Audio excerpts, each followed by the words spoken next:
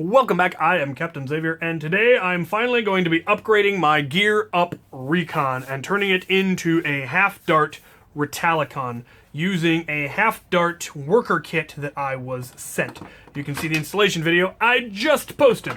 So, it is in fact pretty much just a drop-in kit. I've taken everything out of the Recon except for the trigger, the mag holder, the jam door, and the catch. The catch spring has been upgraded, and then, yeah, that's pretty much it. Now, in order to put a Retaliator Kit into a Recon, there are a couple of minor changes that you do have to make. You do have to Dremel out the back a little bit, and you have to cut a notch right here, or I thought you did. Turns out you actually didn't. I could have modified the plunger tube instead. But this way will actually take proper full Retaliator internals if I wanted to, but since I don't intend to have any of the locks, that wasn't strictly necessary.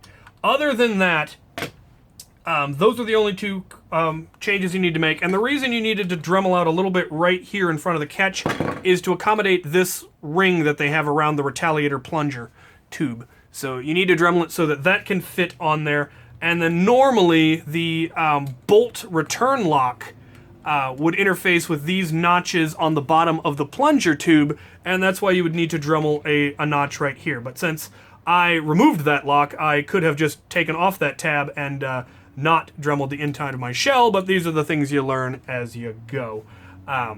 There are a couple of other additional things that you are going to need to add. Inside the rear cap where the plunger rod goes back, you are going to need to put in a guide, and this is also the spring stop. So this is just 1/2 inch PVC that I've put some electrician's tape on so that it has a nice snug fit in there and won't fall out on its own.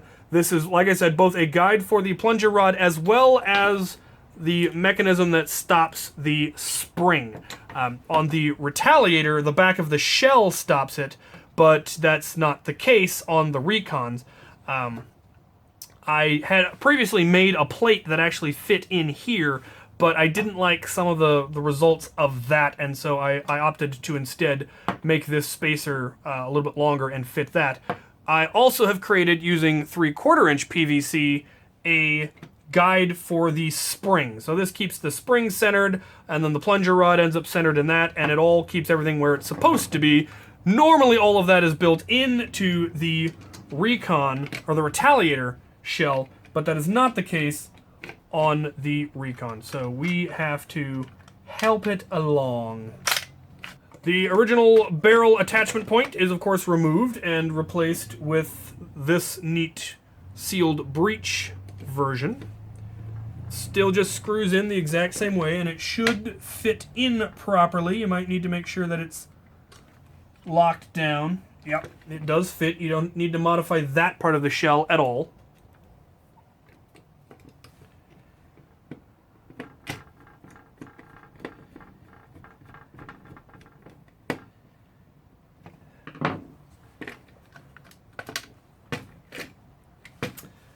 And there you have it. That's really all there is to it. You've simplified the blaster, obviously, by removing all of the locks.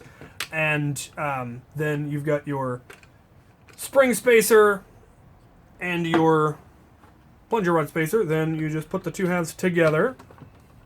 And the end cap holds the spring in, which is nice, unlike the Retaliator, where you have to get the spring in first. This just screws on there.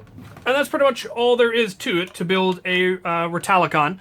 I watched Psych's video to really figure out how to do it. I then also had help from Luchathor, who was here in my shop when I did it, who had done it before, and we were finally able to figure out all of the little tricks that we needed to do, and it now works quite lovely. Next thing we're going to add is the pump grip. Now, this pump grip was sent to me by nfstrike.com. They contacted me, wanted to know if there were anything I'd like to review, so I gave them a huge list of items, basically in 3 different categories: darts, tactical gear, and kits, and they chose one from each list. They sent me this kit, they sent me the half-dart some half darts, and then they sent me the small mag pouch, the drop pouch, that fits half darts beautifully. So it all fit together beautifully. Plus, I needed a pump grip for this kit anyway, or really wanted one for this kit anyway, and so now I have it. Now, the only modification you have to make to the blaster to be able to install this kit is there is the little pegs or notches on the lower rail of the barrel that normally stops the attachment from going any further back. Well, we need the attachment to go further back, so you just have to tear those out. You can use an X-Acto knife and then file it, or however you need to, just as long as you get it nice and clean. The kit itself is fairly easy to install, though it took me a couple of tries to figure out exactly. 3 screws on each side, from the screwing in from the inside going towards the outside, with the bars on the inside with them, and then you've got these nuts on the outside to further tighten it up. They do give you what I believe are supposed to be a form of plastic lock washer, which are quite lovely.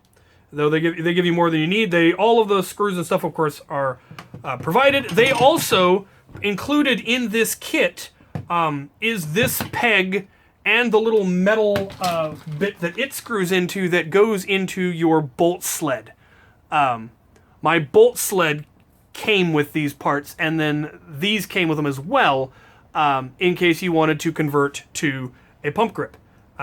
Both kits came with all the parts you would need to do either one, which is really cool. So I've got extra parts if I want to pump grip another blaster that still has stock internals, or a different kit that didn't come with these. So awesome that they provide you all the parts you need. That's one of the really nice things about these kits, and they're very good at it. Then this just slides on, and you use your thumb screws to screw it into the pegs that are sticking up.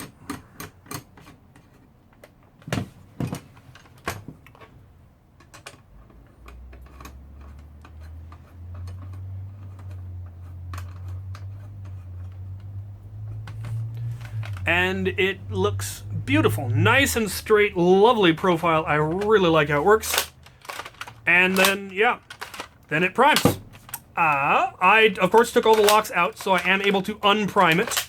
Hypothetically, if I wanted to get a really heavy spring in this thing, I'd probably need to get a metal catch and possibly a few other reinforcements, but I should hypothetically be able to now double load it, so I could load 2 darts in and fire 2 at once. I don't know if this plunger tube is ever really going to be powerful enough to do that nearly as effectively as, say, the Caliburn does, but for short-range shotgun effect, it actually might work quite nicely. This kit now, of course, also takes the worker half-dart magazines, and it does require these. You cannot shoot full darts because the bolt does inhibit the ability to load full darts. And once again, I do not know whether the katana mags will work with this kit because I don't have any to test. If they're too far back, I know they have an insert that goes in and then they go into that. And if they're perfectly centered on that, it might actually interfere with the action in this. I cannot say for sure. I will get a hold of a katana mag so that I can let you guys know. I do, of course, then have the original stock, and I'm going to get my friend to print me out the reinforcement kit, the 3D printed reinforcement kit that just bolts around these, so that I can actually use this stock, because I want to use the original stock just because it's the stock that goes with this blaster. Now, there were probably ones that would work better, either the modulus or the regulator stocks, which could then hold a magazine, which would be nice, though I generally keep them on my chest rig. But absolutely love this pump grip. One of the things that surprised me was I knew the rails were going to be metal, and they do have, if you look closely, they do have screw holes so that you could add Picatinny rail to this if you wanted to buy one of their the Picatinny rail kits that go for it, which is lovely. What I wasn't expecting is I wasn't expecting this part to be metal, and it is. It is in fact aluminum, so it's much, much sturdier than it could be. This foregrip came with this kit, which you really kind of need because otherwise that'd be way too small to try to prime without this. And I may get an angled one just because I really prefer angled foregrips to vertical foregrips, but with this one, I don't know. I really like it. Let me know what you guys think about what kind of a grip I should use. Some people prefer vertical ones. I kind of prefer the angled ones. That's what I now have on Caliburn. So I really, really like this kit, and I'm really glad that I finally turned this into a blaster that I could use.